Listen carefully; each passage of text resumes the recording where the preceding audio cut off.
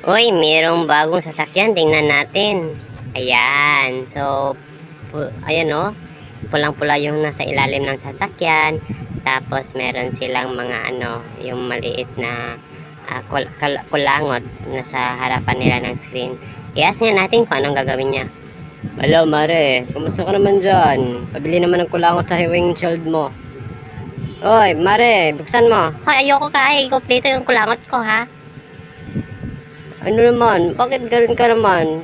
Yung kulangot na binibili ko, ayoko talaga binibili yan kasi napakamahal niyan. Bagong kulangot niyan, hindi pa yan nagagamit, ha? Matagal ko na yan ginagamit dyan. Huwag mo nang intindihin yung mga kulangot. Please lang. Ano ba talagang ginisip nyo? Gold yung mga kulangot dito, ha? O, hindi, bakit ganyan ka? Huwag na lang. Huwag na, umalis ka na dito. Mga mahal na makulangot dito. Bakit mo gusto yon na ako lang makakakuha nun? Dahil akin yon. Nasa windshield yon. Danaan nyo yan, ha? Huwag kayo ganyan.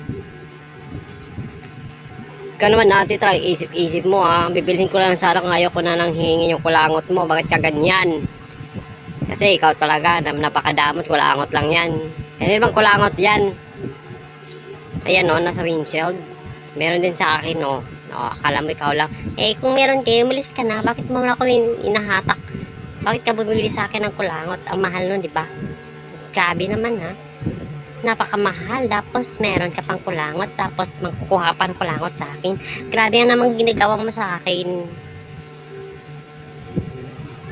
Mabuti pa, umalis ka na. Ha? Umalis ka na sa harapan ko kasi mauubos ang kulangot ko dito. Huwag ka na dito. Alis ka na. Diba? Alis ka, panot ka talaga. Sige, bye-bye. Punto ka na, pumatik ka na doon.